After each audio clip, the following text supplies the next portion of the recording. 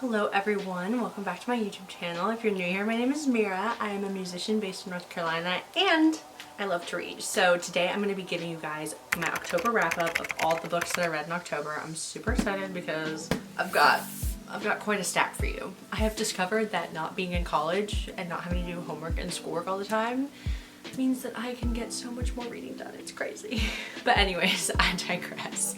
I think that I had seven or eight books on my October TBR and I ended up reading 4. So basically what had happened was I had my October TBR set up, ready to go, and then I remembered that Cassandra Clare was coming out with Swordcatcher on October 10th and I was like, oh my god. Completely hijacked my entire October TBR just to start reading some of the Shadowhunter books that I never finished, and there were 2 left that I never finished. So I started off my reading month reading Queen of Air and Darkness. This is the last book in the Dark Artifices series by Cassandra Clare, and I didn't give this one a rating because I thought it would be unfair to rate Cassandra Clare books since she was one of my favorite authors growing up. I've read all the Shadowhunter books. Like, I love this universe so much, and it's also YA, so it's not really geared towards me now as an adult, so I just didn't think it would be fair for me to rate this. That being said, I did end up, I'm not doing this in order, but I also finished reading Chain of Thorns by Cassandra Clare, which is the last book in the Last Hours series, and I rated this 5 stars. Let me explain. Queen of Air and Darkness, this is the last book in the Dark Artifices series, and you have the conclusion of the story between Emma and Julian, pair of Tide, that have fallen in love, and that's not really a spoiler because they're dealing with that in the first book. So for some reason, I just feel like everything that happens after Jason Clary in The Mortal Instruments isn't canon, even though Cassandra Clare wrote this. Like, this is literally, like, it's true, but to me I'm just like, I didn't really connect with the characters all that well, and I don't think that that is a testament to the writing. I think it's just a testament to how I feel about certain characters. I just didn't not care about them as much, but I just didn't care about them as much. I liked how much they went into fairy and were dealing with fairies in this trilogy. I think that if you have an interest in the Seelie realms or unseelie realms, I think that Cassie does a really good job of implementing that into the fantasy, so I thought that was cool. But yeah, I didn't love it, and I didn't rate it. But as you know, I did rate Chain of Thorns 5 stars. And that is because there's just something about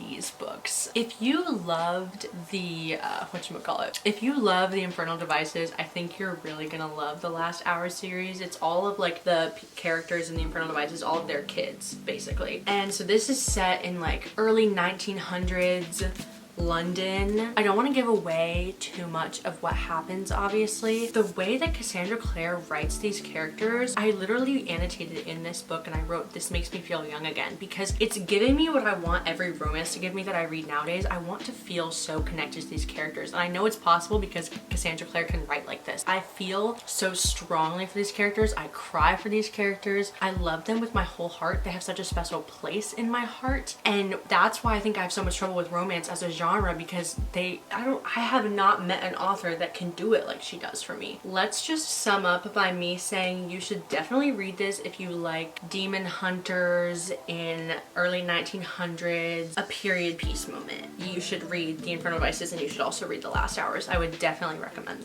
those series. Let's keep it moving. The next book I read after Queen of Air and Darkness, the second book I picked up in October, was The Final Girl Support Group by Grady Hendrix. And this is about, there is this little Final Girl support group, so it's all the final girls from their various horror stories, the last girl to survive, and they have this little support group, and then somebody starts targeting them and starts trying to kill them off, basically. If you want a thriller, page-turner, action-packed plot, this is the book for you. I ended up rating this a 3.5. I thought that, again, the plot was very intense. It has you going from like day dot. It will hook you. I didn't think that the characters were very dynamic. I actually preferred Grady Hendrix's other book that I've read, which is The Southern Book Club's Guide to Slaying Vampires. But also, I do think that the books that this author writes are not necessarily meant to have very likable and well-rounded characters. This was definitely scary, and I kind of realized that maybe I'm not a horror thriller suspense girly. Maybe this isn't the genre for me. I would recommend this to anyone who wants a quick, interesting read. So that was that. The next book that I read in October was Unnatural Magic by C.M. Wagner, and this book really surprised me. I ended up rating this book 4.5 stars. It's like a cozy fantasy, a standalone, you know, it's not a huge commitment to read this book. It's not like part of a gigantic series. It's just kind of like a one and done, call it a day. Loved, absolutely loved this book. I thought this would be sort of like a palate cleanser because I was reading all these more stressful thriller type of books, and I was like, okay, I just need something to like chill out with. But I was really surprised with how much this story actually grabbed me and how much I fell in love with the world and the magic system. It's really cool. It's basically about this one girl named Ona. The way that the magic system works is that it's almost like math. They have parameters to set up magic, so you have to do like math problems set up magic, and I think the author does a good job of not like giving you the math so it's not boring, but being like you have to set up math problems basically to work magic in this world and to be a wizard and to practice like magic and stuff like that. And Ona can do it really well, but they don't let her into school because she is a girl. God forbid. So she goes to a different school in a faraway land, and she accidentally gets herself kind of tangled up in trying to solve these murders of these trolls. And trolls are like the major fantasy point in this. So trolls are like revered as, you know, having magical elements that humans do not. Sierra is a troll who she's kind of striking out on her own. She's leaving her troll clan, and then she stumbles upon the body of a half-dead human who was hurt in a battle. And this soldier and this troll and then Ona, they all kind of end up thrown together to solve these troll murders. And this was a really good book. I ended up rating this a 4.5. The only qualms that I have with it is that I wish there was a map at the beginning, just because they are naming so many places in this book, and for me, if I have a map, I can understand and orient myself in a fantasy world so much better. And also, I didn't understand the setting all the way because they would mention like smoking cigarettes or like an automobile or something, but then there was like a scene in the book where there was like running water, and that concept was like, whoa, like a shower, like what, you know? So I didn't really get like where we were supposed to be timeline wise, or like where we were supposed to be inspired by in human timeline. But other than that, loved it. I think that one thing that this book does really well is the subversion of gender. You know, sometimes you get authors that want to be inclusive and it almost feels like an afterthought, and I wrote in my Goodreads review, I was like, this feels like it was homogenous with this story. It didn't feel like they were just trying to be inclusive, like, oh, here's a gay character, oh, here's this, oh, here's that. It's like some of the characters use different pronouns depending on the situation, depending on context, and it wasn't like in your face. It wasn't like a huge plot point. It was just like sometimes they use she pronouns, sometimes they use he pronouns. Honestly, I would recommend this to anyone who just wants like a, you know, easy little fantasy read. I thought it was really cool. I got a ring light, guys. Can you tell? She's a professional. The next book that I read was this little novella called Carmilla, which, this is crazy. This book, I saw it on TikTok in the middle of the month and I was like, again, must hijack my TBR and read this immediately. It's super short, like super short. It was written 25 to 26 years before Dracula. 2 words, lesbian vampires. Are you kidding me?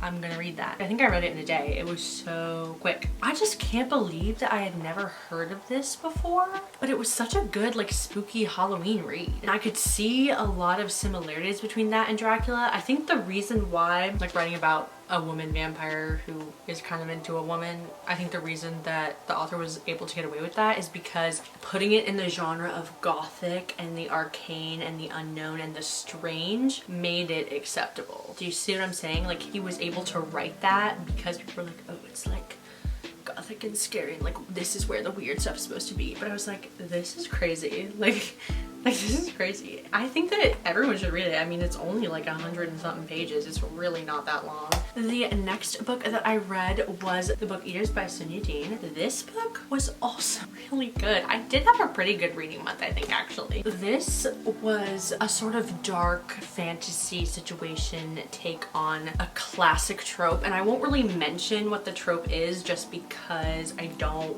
want to give anything away. Don't want to do that. But basically, this woman named Devon, she has a son. She's on the run from this family, and the family are the people, she grew up as a book eater. The whole thing are people who eat books, and girls are raised to eat fairy tales and like palatable things, whereas boys are raised on like, you know, grittier stuff, whatever. They eat books for a living. It's kind of like Handmaid's Tale-esque. Like, the girls are married off and they have to give the society book eater children, but sometimes you get a kid who doesn't want to eat books but has this hunger for human minds. Creepy. Scary. So Devon's on the run because her son is a mind eater and she doesn't want the family to kill him or anything. So she's like, I'm on the run. Like he's not dying. I got so much more than I bargained for with this book. I was really honestly surprised. I could describe the overall theme of this as motherhood and just the lengths that you will go to for your children. It was a chilling read. I think that the pacing was pretty good. You were pretty in the thick of it, and then the last like 50 or so pages sped way up, but it was always moving pretty fast. I never found the plot to be very slow. I think that you should read this in the fall. It should be like a dark, cozy, rainy day type of read. I thought it was really good. So, okay, the last book that I managed to read in October was A Certain Hunger by Chelsea G. Summers. This freaking book. I rated this a 4.5, but honestly it could go up to a 5-star for me. I just need to think about it more. This is about a food writer who eats the men that she sleeps with.